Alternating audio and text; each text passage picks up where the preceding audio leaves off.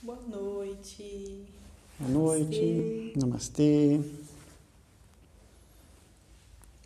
E bem-vindos a mais uma live. Hoje vamos falar sobre ele. Satya Sai Baba. Vamos mostrar uma foto dele aqui, meu. Foto. Ei, Satya Sai Baba. Abençoando a nossa live, esse grande guru. Durante aí a semana, eu pedi aí para a turma pesquisar, estudar um pouco, sobre o Sai Baba, sobre essa figura, tanto polêmica, mas de mestre realizado, e se familiarizar um pouco mais com ele para ficar mais atualizado, Falar assim, tá falando de quem é, E o que não falta na internet, no YouTube, qualquer livro. Tem material ali, sobre ele. tem bastante matéria sobre o Sai Baba. Ele, às vezes a pessoa pode duvidar, mas só que você vê que quem andava com ele, o professor Hermógenes, Divaldo Franco, que foram até a Índia para conhecer ele de perto, estavam lá, corpo a corpo. Tem até um vídeo um pouco extenso lá do Divaldo, a gente esqueceu de comentar esse vídeo. Que ele visita a convite. São alguns vídeos, que ele está contando como que foi esse. Tem um vídeo inteiro e tem um vídeo que tem vários. Tá. Tem um que é em playlist, que fala. Que ele conta quando ele foi visitar o Sai Baba lá, convite do professor Hermógenes. E o tempo que fizeram lá até fazer a visita lá para falar pessoalmente com ele. E é interessante o Divaldo Franco como médium, a visão que ele teve, ele descrevendo a visão que ele teve do Sai Baba é emocionante, é bem bacana. Mas aí fica a curiosidade, aí pra vocês procurar o vídeo aí, procura Sai Baba, mais Divaldo, alguma coisa assim, que vão achar, é bem legal. Vai dar mais de uma hora aí falando.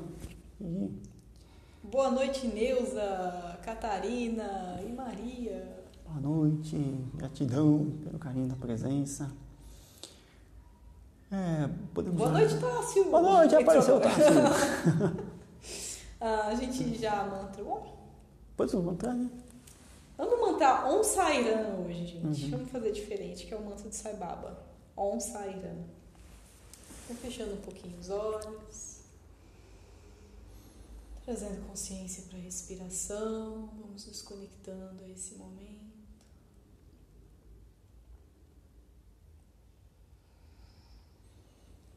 Om Sairam, Om Sairam, Om Sairam.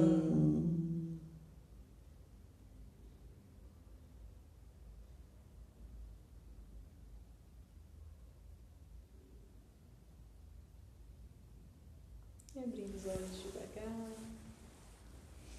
Então, que o Sai Baba, aí para quem pesquisou um pouquinho, ou quem já ouviu falar, provavelmente vocês sempre vão ouvir falar dos milagres de Sai Baba, O pessoal sempre vai falar o quê? Dos poderes. Que vão lembrar mais dos poderes. Que nada mais são do que o Siddhis. Como mestre realizado, a coisa mais normal, é ter esses poderes. A grande parte deles não mostra assim esses poderes. São bem reservados. E o Sai Baba tinha uma missão, ele já nasceu, é conhecido como Avatar. Vamos dar uma explicaçãozinha rápida do que é o Avatar. Avatar é aquele que caiu do céu, desceu para a Terra. Claro que foi gerado aqui, fisicamente, mas só que como uma vida de Cristo também, são os avatares. São divindades Cristo é um avatar. Que desceram aqui na Terra com a missão. Então, são seres gnósticos. Eles já, desde criança... Eles já sabem quem eles são. Já tem plena consciência de tudo. Você vê na autobiografia de um yogi, ou então no documentário Awake lá, que ele já tem consciência dentro do ventre da própria mãe, para ver o que é isso. A gente não lembra nem, quando a gente tinha 3 anos, não lembra nem de ontem direito, Quando você estava dentro na barriga da mãe. Então. Eles têm plena consciência. Tem as histórias do Sai Baba, que quem viu, acho que no documentário, aqui a gente viu tanta coisa dele. Na infância ele já praticava lá as magias, ou então os milagres, os poderes paranormais. E as crianças adoravam ele na escola. Alguns adoravam e outros, detestavam. Sofreu alguns. Muito. Para quem ele dava doce, as crianças, as crianças gostavam. Para quem não... Mas sempre tem o grupo lá que... A gente é assim, né? Sempre tem o grupo que gosta e o grupo que não gosta. Sofreu até tentados de morte, né? O livro que a gente está lendo do Murphy. Howard Murphy, que ele diz lá que 2 vezes tentativa de envenená-lo e uma vez de colocar no fogo naquele... Ele dormia. Sim, na casa dele. Né? Então, os inimigos, né? Os seres das trevas, né? Estão lá sempre atentos. Alguns, né, que a gente fala, alguns admiram muito, né? Os milagres e outros duvidam. Sempre vai ter aqueles lá que duvidam. O próprio professor Hermógenes, né? No começo ele duvidou. Ele mesmo admite lá que tem um olhar preconceituoso e duvidou. E o pessoal faz falam coisas ofensivas e, né, sobre o Sai Baba e tudo mais. Mas não é só o Sai Baba que sofreu toda essa perseguição, né? O comportamento deles eles não ligam para isso. A maioria dos gurus, se for ver, né? Quando você vê algum guru lá tentando se defender ou tentando não sei o que lá, então a gente duvida um pouco. Mas quando ele está, não tô nem aí, deixa que fale. Deixa esse livre-arbítrio, deixa eles fazerem o que eles quiserem. Até Cristo, né, foi perseguido e assassinado, né? Então, os inimigos têm em toda parte. Ele influenciou bastante pessoas por causa, né, dos milagres, poder de cura, de visões, amuletos, né, que ele deixava, lembranças, né? Para as pessoas, anel, colar, diapamala. E tem várias histórias. Fotografias, né? Até que tem a fotografia lá de Jesus que ele materializou. Como é que era o Cristo, né? Se procurar aí, Sai Baba, Jesus, aparece a foto que ele materializou. Como é que é Jesus, né? Fica todo mundo em dúvida. Como é que era? Como é que é, né? Ele era assim mesmo? Uma foto, olha, era tinha olhos assim. azuis e não sei o quê. Mas a gente vai falar do Sai Baba além dos milagres. Porque afinal de contas, esse que é o tema da live. Porque se ele fosse escrever... Porque ele tinha um conhecimento erudito, como todos os mestres, das escrituras. A parte impressionante que... Eles não leem essas escrituras. Eles não leem, mas eles citam as escrituras. Mas eles sabem o conteúdo delas. E tem estudantes de várias universidades do planeta, acadêmicos, que vão lá conferir, testificar esses mestres aí, e ficam admirados com, né, o conhecimento deles de várias escrituras. E as escrituras hindus são bastante intensas. Tem o Bhagavad Gita e o Yoga Sutras, mas tem uma infinidade, tem os Vedas, os Upanishads. São muitos textos. E eles citam vários deles, né? Assim, de forma aleatória, assim, então, esse, aquele. E você fala assim, poxa vida, se o cara não leu, como é que ele consegue, né? Captar essa mensagem? Busca, né, as interpretações para o momento lá que eles estão pedindo, por cada situação. Agora, se ele deixou vários livros, que não era bem, ele falava, né, o pessoal ficava anotando, né? O Yogananda também. Tem várias, agora eu não lembro que site que é, porque tem muitas organizações dele. Da organização Satya Mas tem Sai uma Baba. organização Satya Sai Baba que disponibiliza um monte de PDF de graça. São chamados Vahinis, que a gente vai falar mais adiante. E tem esse que você está falando que o pessoal anota, tem os discursos também. Os discursos. E tem os PDFs com alguns discursos. Até que se você entra nesse site em época de festividade, tipo, tem discursos dele para a festividade. Então, você entra no dia de Ganesha, tem discursos relacionados ao dia de Ganesha. Mahashivaratri é o Mahashivaratri. Natal, discurso relacionado ao Natal. As coisas que eles escrevem, né, tem a verdade ali embutida de forma bem simples para entendimento de qualquer pessoa. Está lá de forma bem clara, bem implícita. Você lê lá e fala, nossa, isso faz todo sentido. Mas se ele escrevesse só livros... Provavelmente ele não seria conhecido. Não seria conhecido. Ninguém ia perceber a figura santa dele. Eles são conhecidos como homens santos, né? Os yogis realizados completamente. E daí fica aí. Tem que realizar uns milagrinhos para, né, chamar a atenção da turma. Uns ficavam muito tempo em meditação, né? Que nem o Shiva Bala Yogi, né? Ficava dias e dias lá, o pessoal ficava lá tudo reunido em volta. O Sadhguru ficou quanto tempo? Ficou também lá. O Sadhguru logo no começo ele fala, que logo no começo ele começou a entrar em transe e ele entrava. Sempre tem que acontecer alguma coisa. Sempre tem essas coisas, né? No começo até eles pegar acho que o jeito da coisa, eles entram e ficam lá. E aí na Índia você já viu, né? Fica todo mundo lá, é o Guru, ele tá em transe, é o Guru. Aí eles falam que depois acordava cheio de grinaldo no pescoço, cheio de guirlanda, guirlanda. Aqueles colares de flores que eles colocam, sabe? Só pesquisar aqueles colares de flores que o pessoal coloca.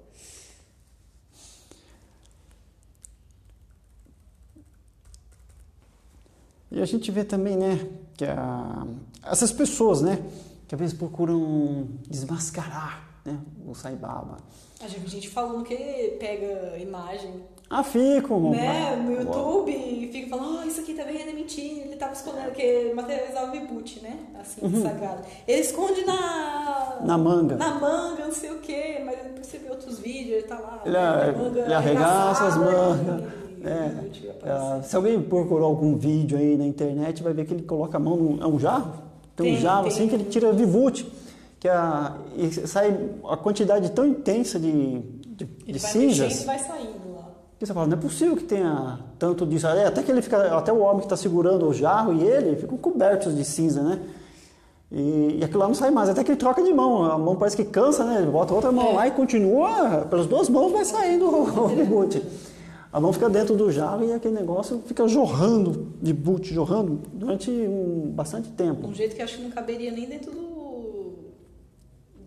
jarro. Então, são coisas assim que tem as pessoas que procuram lá o truque, onde é que está o truque, como é que ele consegue fazer isso, essa medalhinha já estava escondida ali, esse pozinho já estava lá, que às vezes você segue com a câmera andando lá entre a multidão e saindo medalhinha, saindo pulseira, relógio, né? De onde saiu isso aí? Aí eles ficam lá fazendo as mais diferentes, né, teorias, né, tentando copiar como é que é feito e coisa e tal. Acho que para saber, né, a veracidade mesmo, para saber se o Sai Baba é um embusteiro, né, eles não só ver esses detalhes, mas ver o que ele escreveu, o que ele disse a respeito, né, nesses varines, nessas escrituras e nos discursos. Se é mesmo uma pessoa que está querendo enganar os outros, está escrevendo alguma coisa lá que não faça sentido. Porque aí é a coisa mais fácil, né? Você fala assim, ele está escrevendo uma coisa aqui que... Por que ele está querendo enganar os outros escrevendo essas coisas aqui tão certas, né? Tão verdadeiras.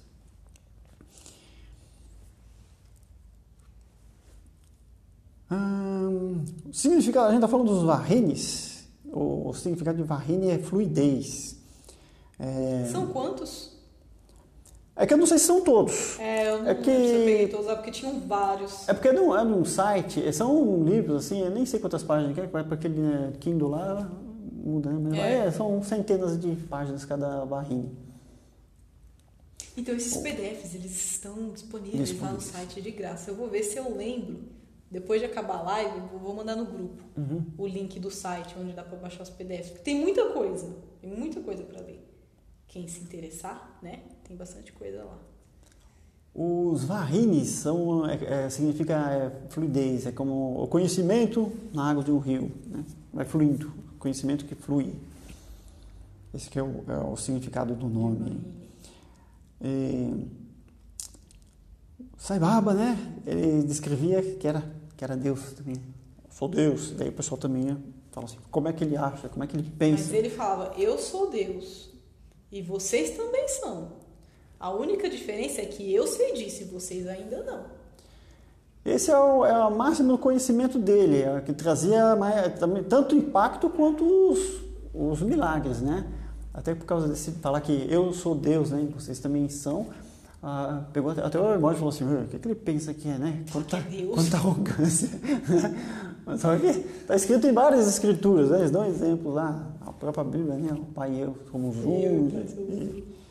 E dão uns exemplos bem clássicos. é o preceito máximo também, até do significado da palavra yoga, né? É a união com o divino, a união com o Pai, a união, né, com a divindade. Então já assume de vez. Eu sou filho dele, então eu também sou. Sou a mesma essência. Parece que é fácil, né? As coisas, né, que ele fala e tudo, para você chegar a essa verdadeira essência, você se perceber Deus, você fala, nossa, é só, né? Mas você não vê as pessoas despertando e agindo como ele, você não vê outras figuras surgindo. Como ele, não. Como ele aí se destacando, né? Fazendo milagres e falando como ele. Pô, é tão... Você vê o texto, você fala assim, poxa... Não que não existe, pode ser que existam essas figuras. Sim. Só que é aquela coisa, porque ele tinha a missão dele. Uhum. Talvez essas figuras elas fiquem lá quietinhas no lugar. E talvez tenha uma razão para tudo isso, né? Para não chamar muita atenção. Muita atenção, sim. Vamos lá falar sobre alguns significados aqui dos varrines. Esses varrines aqui, eu li alguns não, esses daqui eu acho que eu li todos eles. Prema varrine, prema que significa amor, né? Então, conhecimento sobre o amor. Nesse aqui, ele explica o caminho de amor de Deus, para você compreender o amor incondicional, o amor de Deus. Como é que é esse amor que ele tem pela gente? Porque a gente tem vários conceitos de amor, a maioria deles equivocados, mas de posse, de querer. Então, o significado de amor ele transcende qualquer coisa que a gente conheça também. Pode até dar uns tilts. Não existe aquele rótulo de meu, né? Porque a gente liga muito o amor com o meu. Porque é meu, eu amo, né? E o amor de Deus, ele é um amor sem condições, como a gente já falou. E muitas vezes incompreendido, porque acontecem as desgraças, acontecem as perdas, as doenças, as fatalidades, e a gente fala assim, pô, se Deus gosta da gente, por que a gente sofre tanto? Né? Quanto mais rezo, mais a assombração aparece, e essas coisas assim, por conseguinte, né? Mas só que está ali a compreensão desse amor aí, ele vai explicar nesse varrinho aqui. E tem estudo de livros das escrituras, faz comparativo com as outras escrituras, o tempo todo, ó. Tipo assim, ele está falando, mas só que, ó, isso aqui já foi dito, isso aqui já foi escrito. Eu só estou reforçando, não estou criando uma nova doutrina. Ele explica sobre a disciplina espiritual que a gente tem que ter para compreender esse amor incondicional. Que não basta a gente, vou ler aqui para estudar. Você tem que começar a praticar. Sim, o Sai Baba era muito ecumênico, né? Ele pegava todas as religiões, até o símbolo dele é... Acho que todos eles, o Vivekananda, o Paramahansa Yogananda, todos eles têm essa... Qualquer religião, todos têm a intenção de levar, né? Sim. Essa consciência ao divino. Aqui não dá para ver mais ou menos, né? É o símbolo, né? Tem aqui todos os símbolos.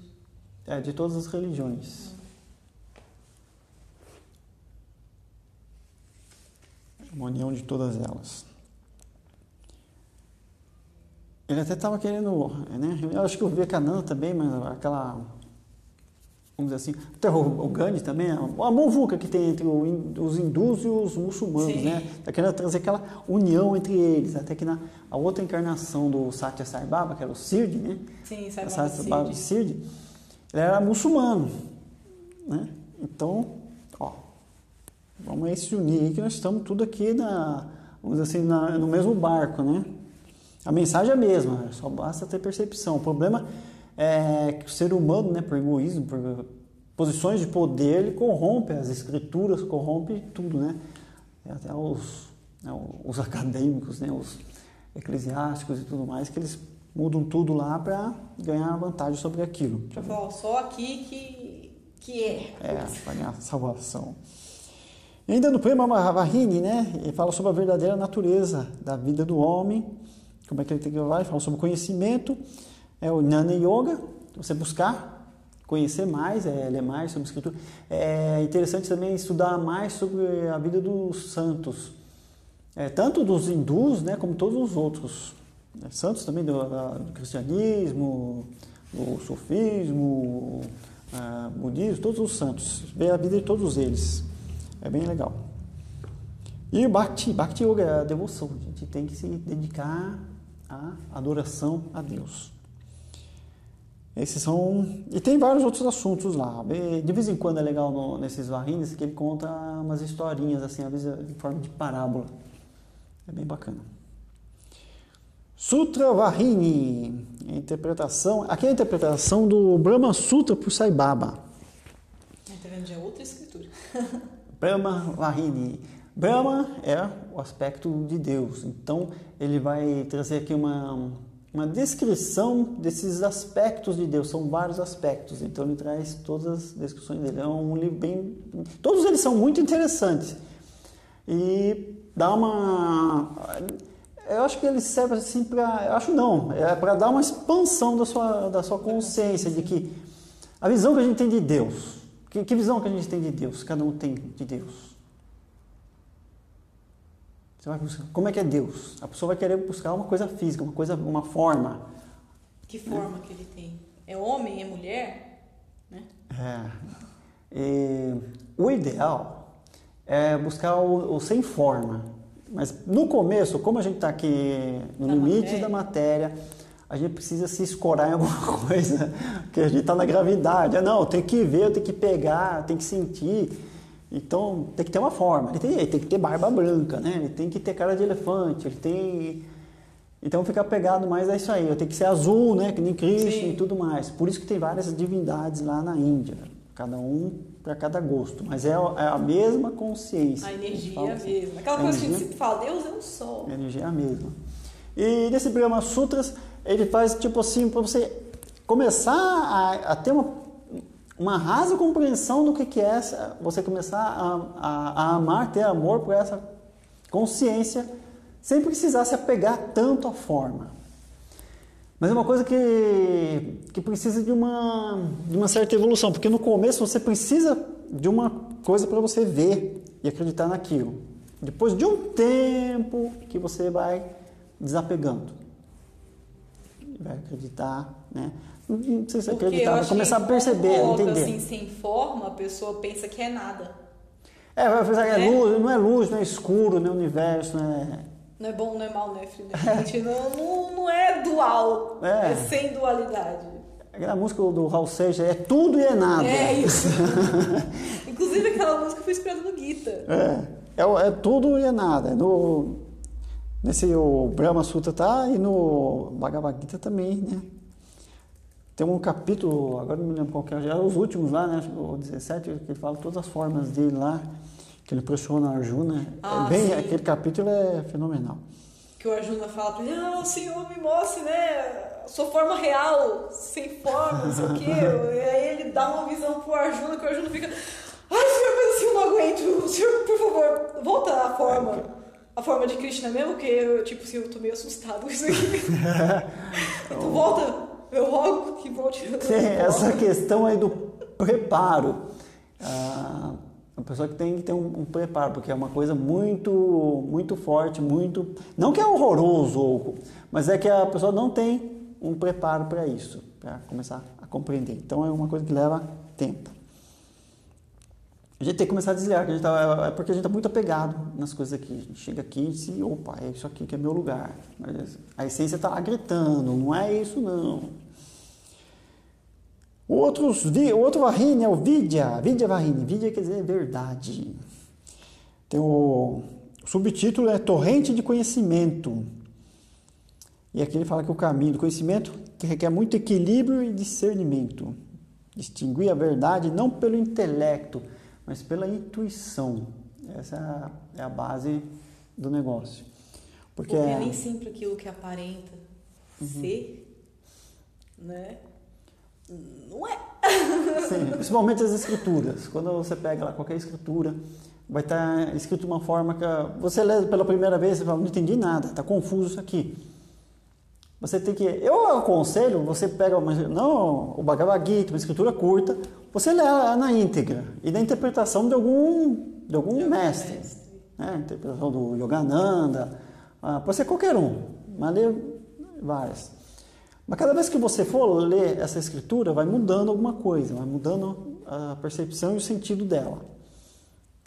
É como se fosse mágica mesmo. Você está lá, você lê aquilo, depois de um tempão você vai ler de novo. Nossa, agora que eu percebi isso aqui. Parece que a frase muda, é impressionante. E tem que ser uma coisa bem intuitiva, uma coisa de momento.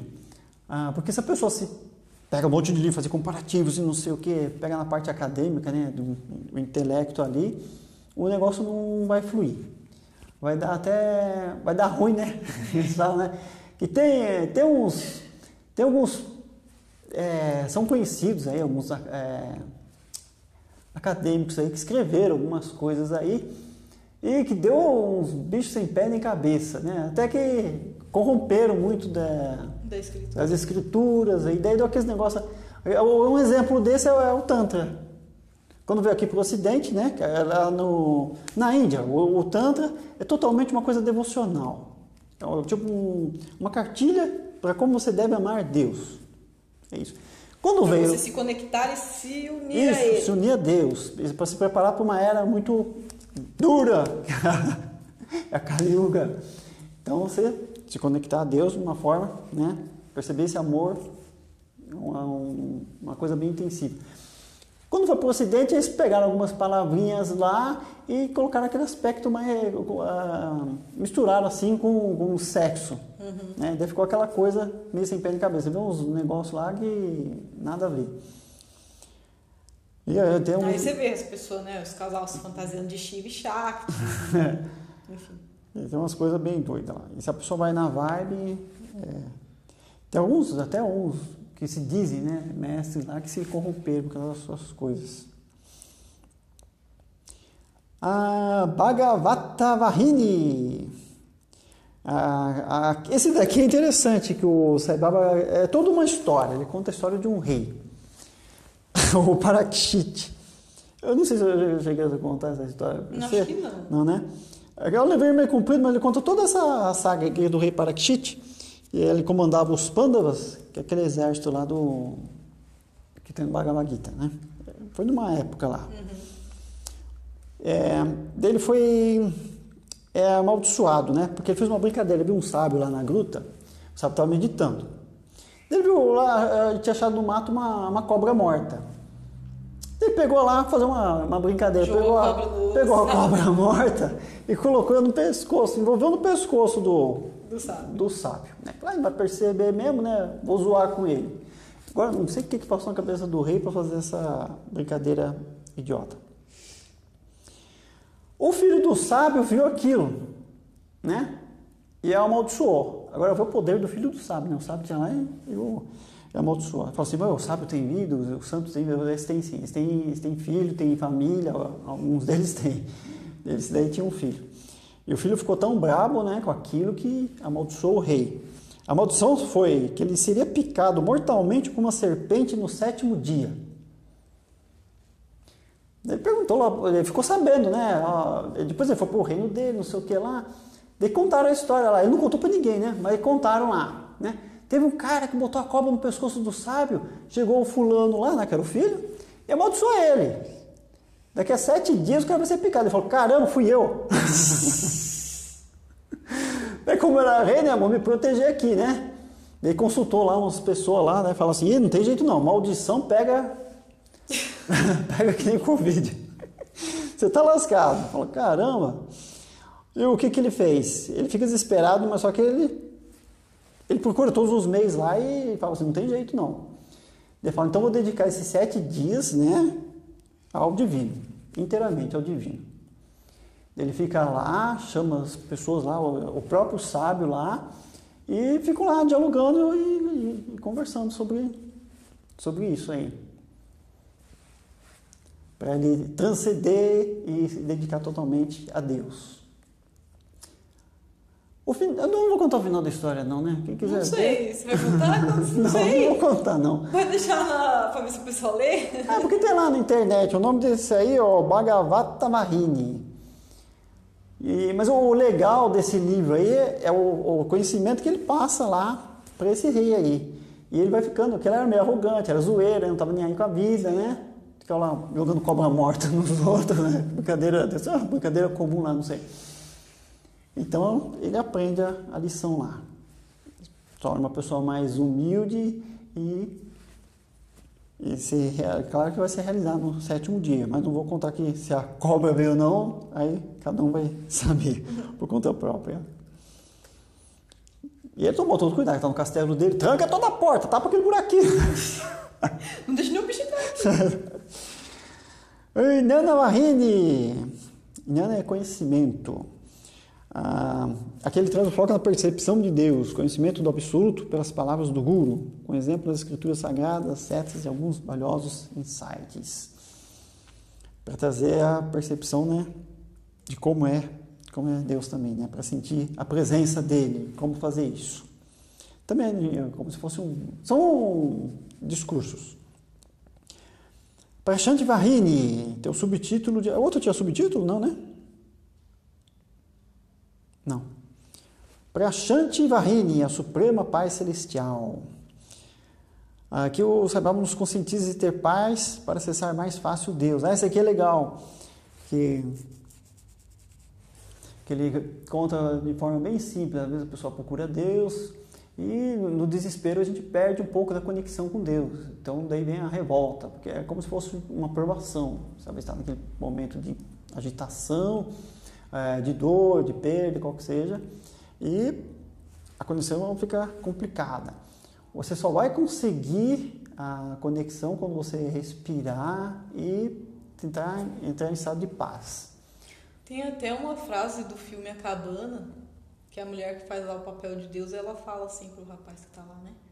Quando tudo que você vê é somente a sua dor, você não consegue viver. Uhum.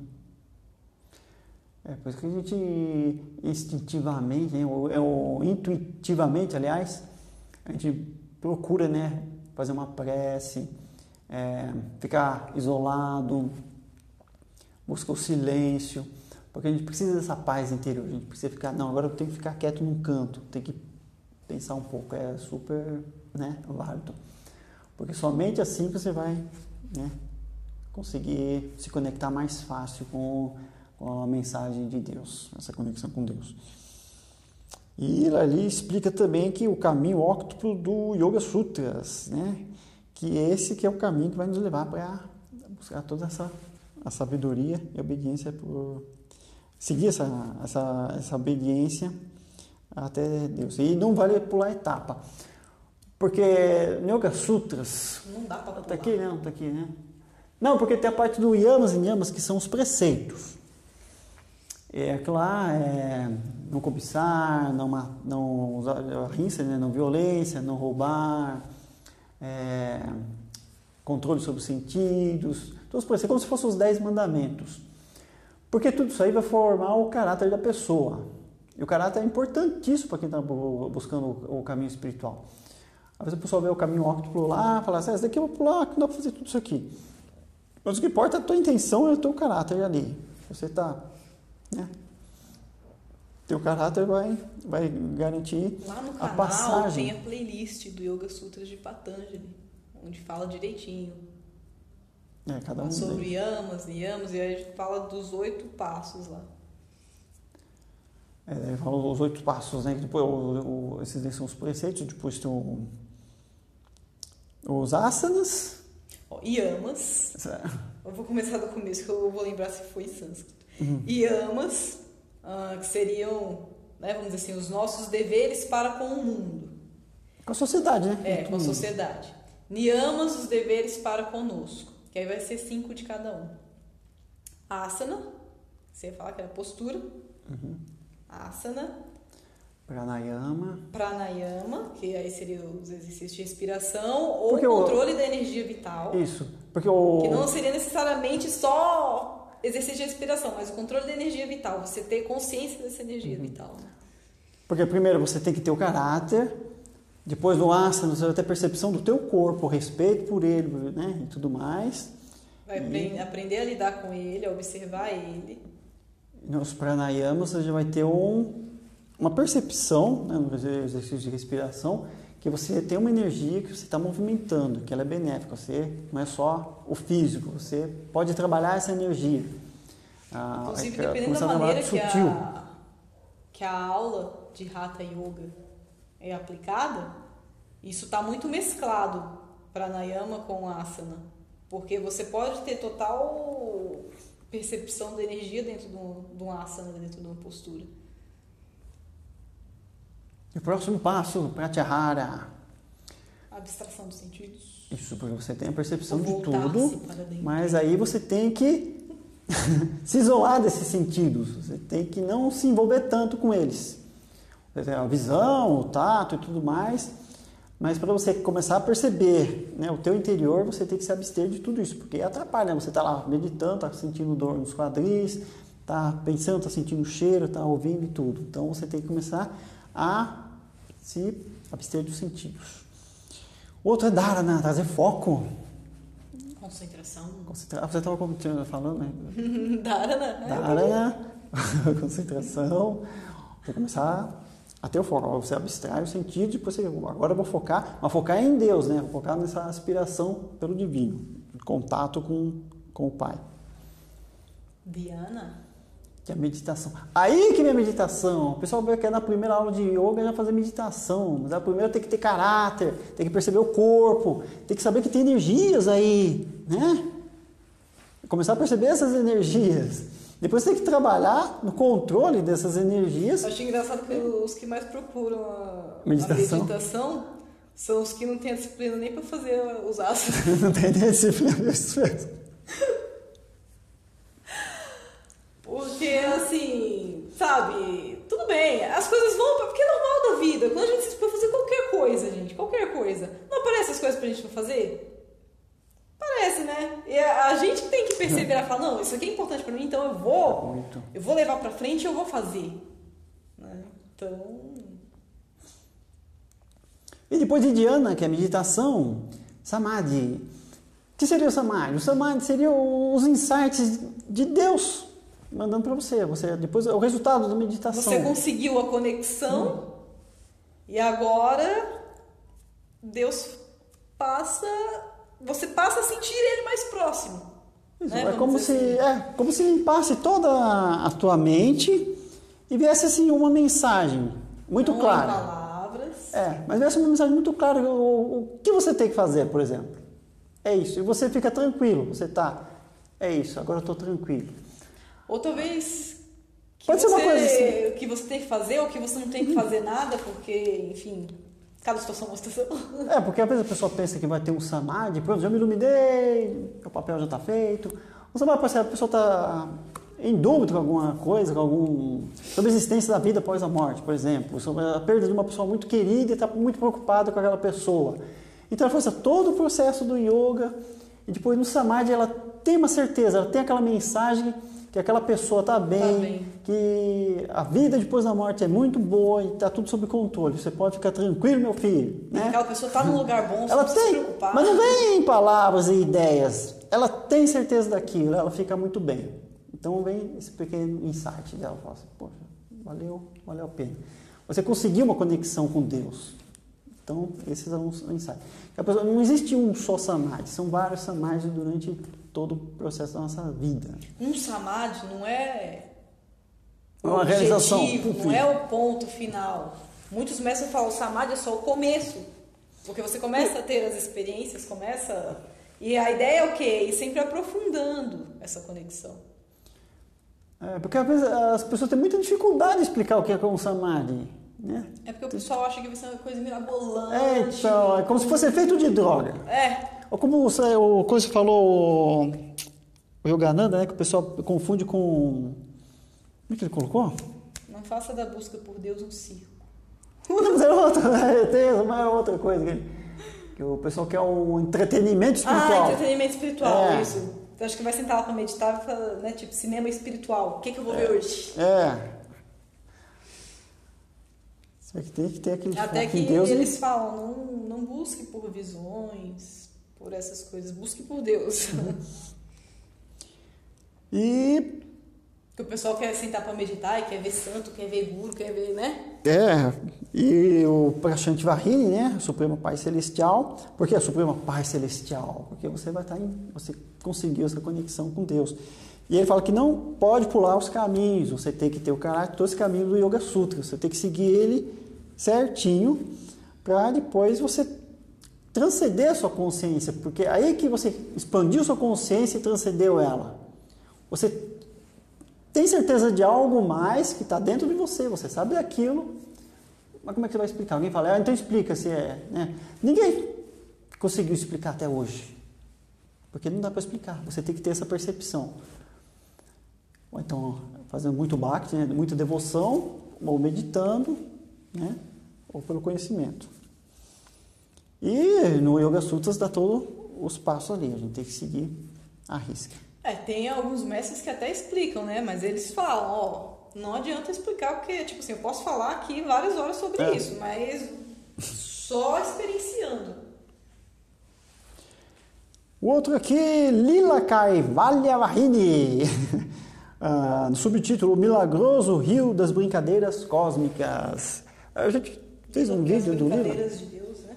Os passatempos do Deus, que tem aqueles mistérios que os hindus, né, eles também ficam assim, poxa, por que Deus criou tudo isso aqui? Né? É um Big Brother? O que é isso aqui? Por quê? Né? Então eles põem como brincadeira o passatempo de Deus. Então tem todo um estudo das escrituras sobre essa parte. E aí, claro, que esse aqui é em forma de perguntas e respostas. Daí tem os devotos, né, por essa ocasião, como é que é? Por que Deus fica aí fazendo isso com a gente aí, né?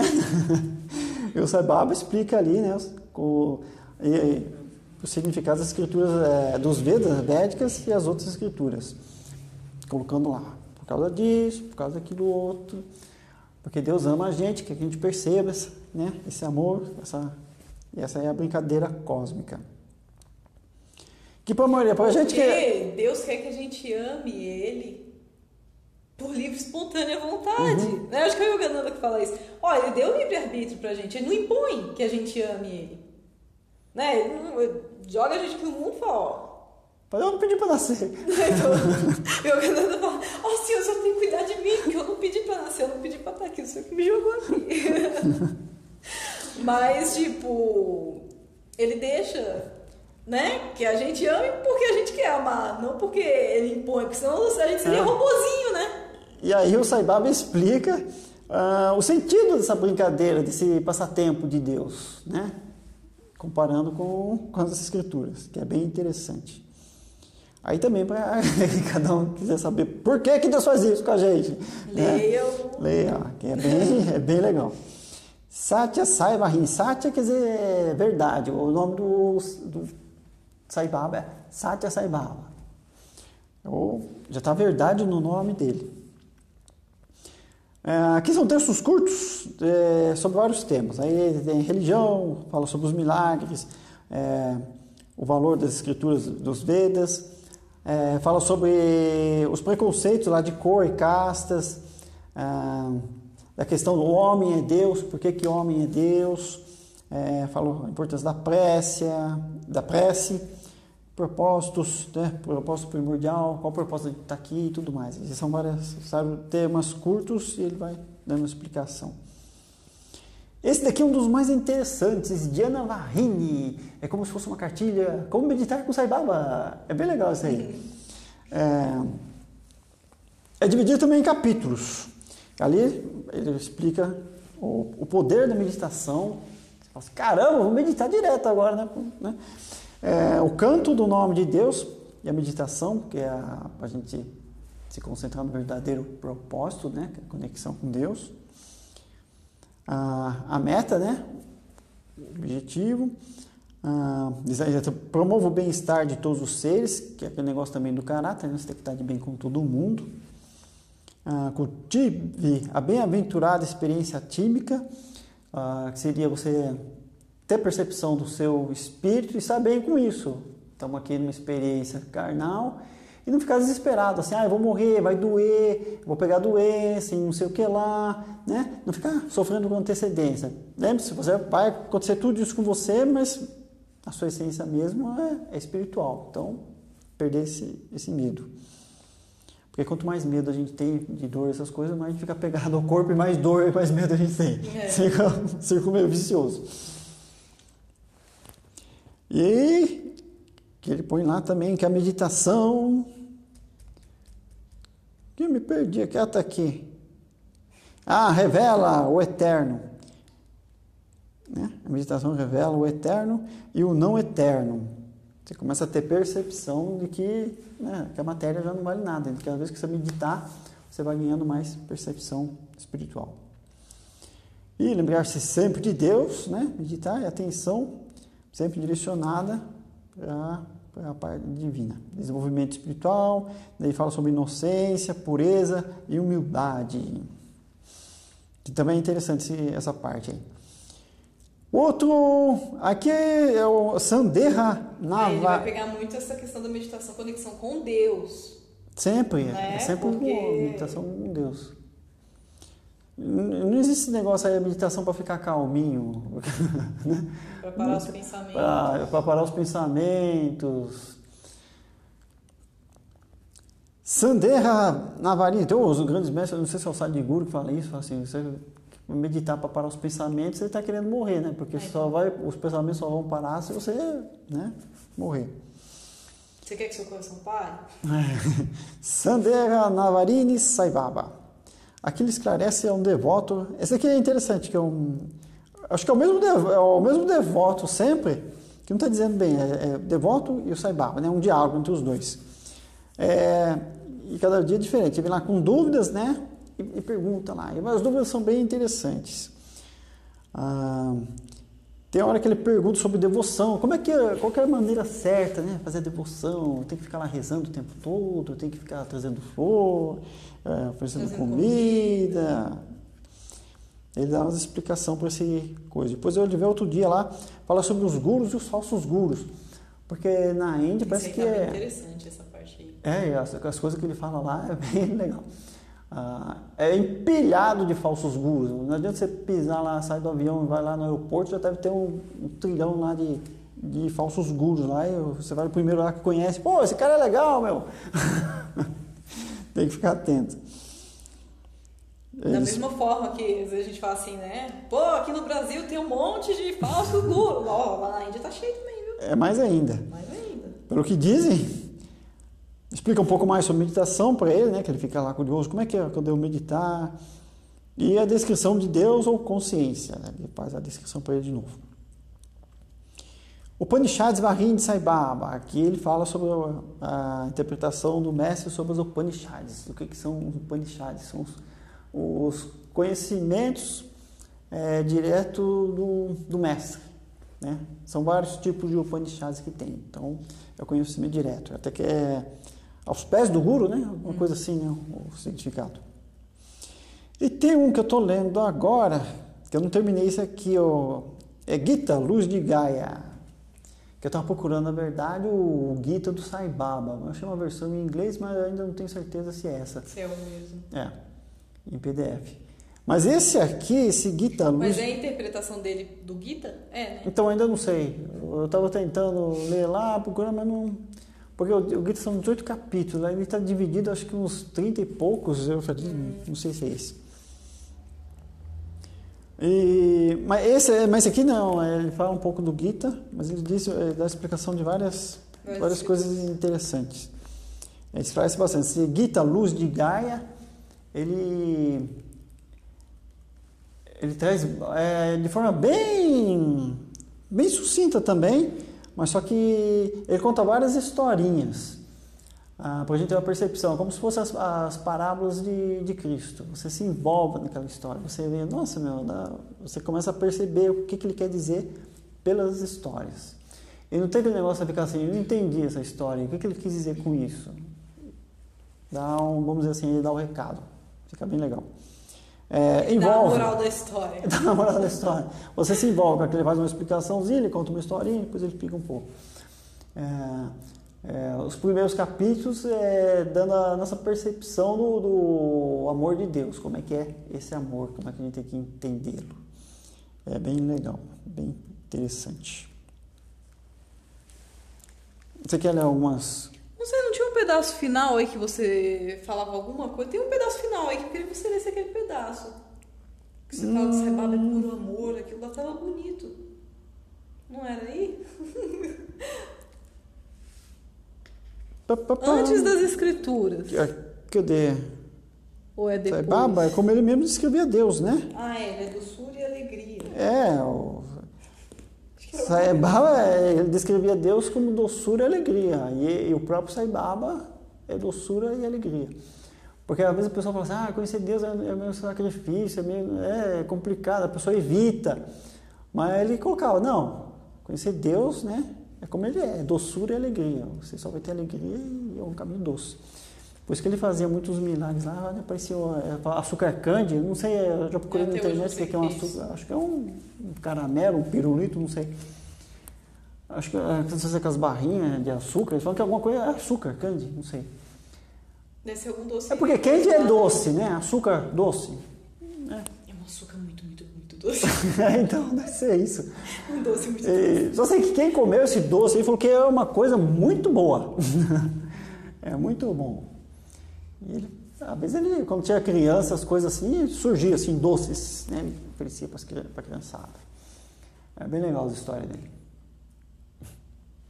Então vou ler um pouquinho. Você vai falar? Pode falar. No livro que a gente está lendo, né, que faz um comparativo dos ensinamentos de Jesus, aquela é legal também, né? Sai Baba. Com o que o Sai Baba falou, bem semelhantes. Tem uns 10, né? Jesus disse isso, Sai Baba disse isso, é a mesma coisa, em forma diferente. Aquele lá era legal, né? O meu já está em cima do outro. Aquela é bem legal. É um pouquinho extenso, mas é bem legal. Que também estamos lendo, né? Sim. Estamos na metade, alguma coisa assim. Mas tem bastante livro do Sai Baba aí, se for procurar. Tem para comprar, tem PDF de graça na internet. Tem traduzidos pelo professor Hermógenes, a Philly Crystal, que é bem legal também. Aqueles que se ligam a Deus, aspirando por Deus, conscientes de Deus e adorando Deus, têm traços distintos pelos quais podem ser identificados. Tais pessoas têm um coração compassivo.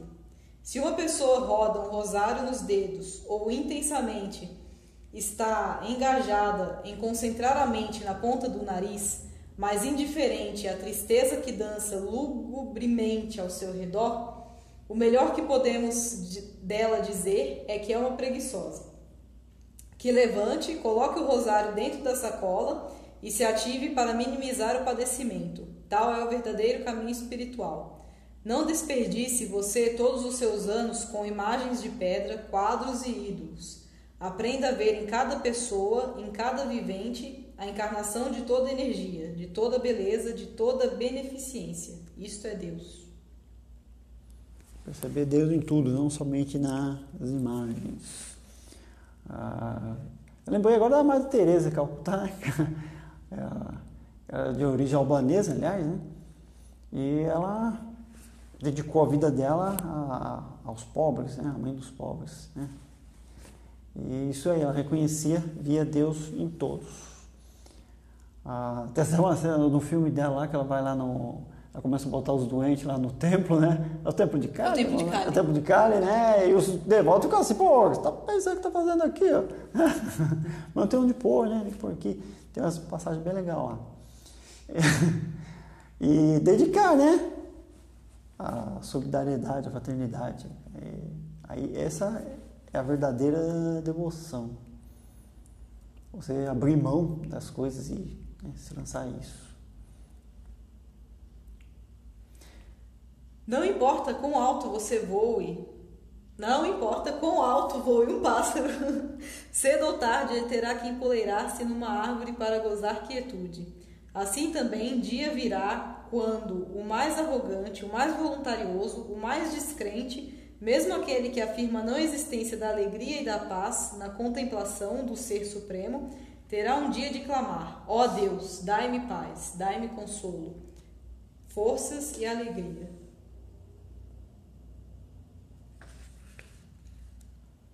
É negócio, né? Buscar, encontrar paz para depois, né?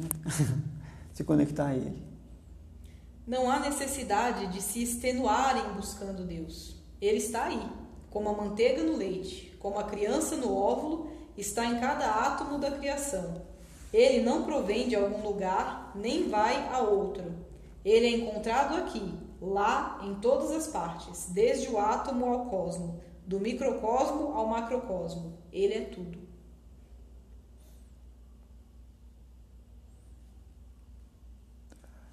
As percepções. Onde está Deus? Como é que Ele é? Esse livro não é do Hermógenes, não. É do Hermógenes, né? A tradução dele. Organização de Organização, Hermógenes. Ele pegou as frases, Ele pegou as frases o discurso, alguns depois até de alguns barrinhos. E colocou aí por tema, né? Sim. Por tema. Apenas nas profundezas do silêncio é que a voz de Deus pode ser ouvida. Deus não está em religiões, mas em sua mente e em seu coração. Isso eles tocam sempre, o Aurobindo, o Sai Baba, a importância do silêncio e de... Até desse daí que eu estava falando, que estava falando sobre a coisa da boca, né? Os primeiros capítulos do Gita, Luz de Gaia, que fala sobre a tagarelice, né? E o começo que fala sobre a língua, né? A gente tem que ter o maior controle do corpo é sobre a língua. Quanto mais a gente tagarela, quanto mais a gente come, a gente fica mais distante de Deus. A gente tem que ter o controle dela. Você só vai ter a percepção quando você começar, né, a perceber que você não é tanto o corpo nem o ego. Então, a língua que tem que aprender a domar.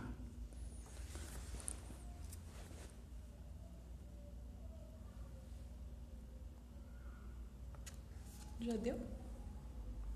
Não, faltam uns minutinhos de nada. Dá para ler?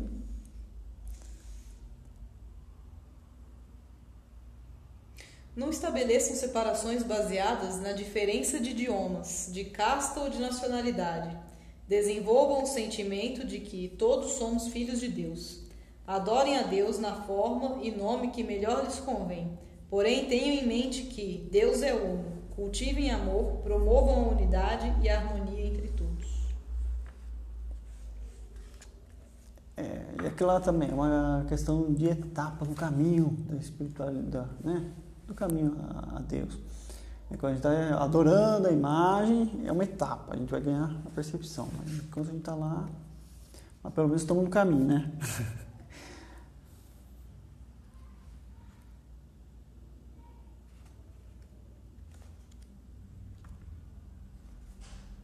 Todas as religiões enfatizam as mesmas verdades nos seus ensinamentos básicos. No entanto, poucas pessoas tentam compreender o significado interno das religiões. Partindo de um mesquinho sentimento de que sua religião é superior e as outras inferiores, membros de religiões diferentes estão desenvolvendo ódio contra os membros de outras fés e agindo como demônios. Ideias tão intolerantes devem ser imediatamente abandonadas. Às vezes dá a impressão que os devotos, ou até os líderes, né, pegam as escrituras, né, pode ser a Bíblia, o Corão, qualquer uma delas, e veio lá como se fosse uma constituição, um livro de leis, né, e pega lá os direitos dela naquele livro, né, eu tenho esses direitos aqui, eu estou agindo desse jeito aqui, certinho, fulano está agindo tudo errado, como está escrito aqui. Veio aquela questão de julgar, ficar julgando o outro, fazer os comparativos. E buscando a sua interpretação. Tem os advogados que fazem interpretação da lei. Tem umas leis lá que você, dependendo da interpretação, você consegue ganhar um caso. Então fica nessa coisa assim de se justificar, de buscar uma brecha ali nas escrituras para se dar bem. Essa que é a verdade. Eles fazem como se fosse um paradoxo entre os dois. Não, é a mesma coisa. Aquilo lá é para transcender a nossa consciência, não é para ficar julgando ou condenando ninguém. As escrituras é para expandir o nosso conhecimento, a nossa consciência e nos aproximar mais de Deus, independente de que escritura que seja. Buscar ali amor, não sectarizar ainda mais, mas sim a união.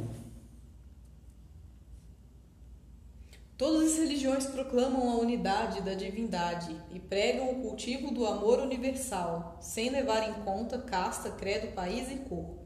Aqueles que recusam essa verdade básica desenvolvem orgulho e ego por conta de sua religião particular.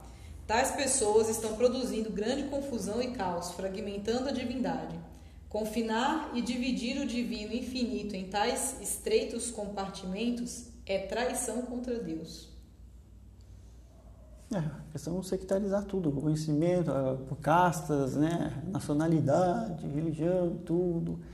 E é o que todo ser humano procura, por causa do ego, né? Tem que sectarizar. Então, ele está querendo se encontrar em alguma coisa, mas ele está se separando cada vez mais. Sectarizando cada vez mais. Se separando, querendo se separar do outro. Nunca querendo ser do povo mesmo, da união com tudo. Mas sempre se distanciando. Não, eu não sou a ralé. Eu tenho que me destacar aqui, tenho que me destacar. Ele fica buscando sempre se separar cada vez mais. E quando o sentido a gente, né, ter a percepção de... Você pode ser, né, ter uma profissão, ter várias coisas que... Mas não ver aquilo lá se separar, né? Tipo, só esse que é o melhor, né? Falar esse é o melhor. Então, né? São todos iguais. Todos devem se dar conta de que, embora diferentes nos nomes e nas formas, a verdade essencial de todas as religiões é uma só. Felicidade é a meta de todas as religiões. Os caminhos podem ser muitos, mas o objetivo é um. Exatamente como as joias são muitas, mas o ouro é um. Embora sejam as vacas muitas, o leite é o mesmo. Portanto, você não pode criticar nenhuma religião.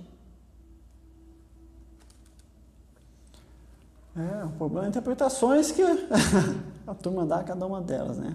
As consequências dessas interpretações.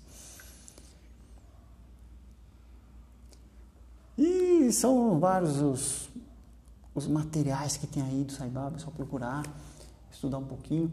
E claro que os milagres deles são importantíssimos, trouxeram um foco, mas a gente percebe que as pessoas, assim como o Cristo também fazia os milagres dele, tudo mais, falam muito dos milagres, mas o que ele pregava mesmo para cumprir, né? Para a gente começar a seguir, para seguir, né? Aí tem que ter um milagre mesmo, né? É um milagre. Para fazer a pessoa estudar um pouco, saber o que o fulano falava sobre isso, né? Trazer outra percepção, aí a pessoa já fica mais difícil. E vai finalizar? Vou finalizar com uma frase. Ok. Tome consciência de que vocês são partes da humanidade, tanto quanto uma onda faz parte do mar. Não se pode separá-las do mar.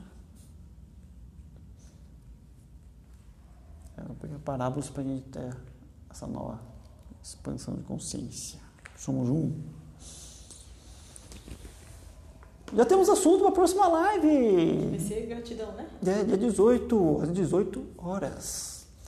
No dia 24 vai ser dia de festival Guru Purnima, que a gente vai fazer também às 18 horas, mas vai cair num sábado. E vai ter aquele momento de meditação, meia horinha de meditação. Fazer uma homenagem a todos os mestres gurus. E gratidão imensa pela presença de cada um. Todo mundo. Tenha um excelente final de domingo. Namastê.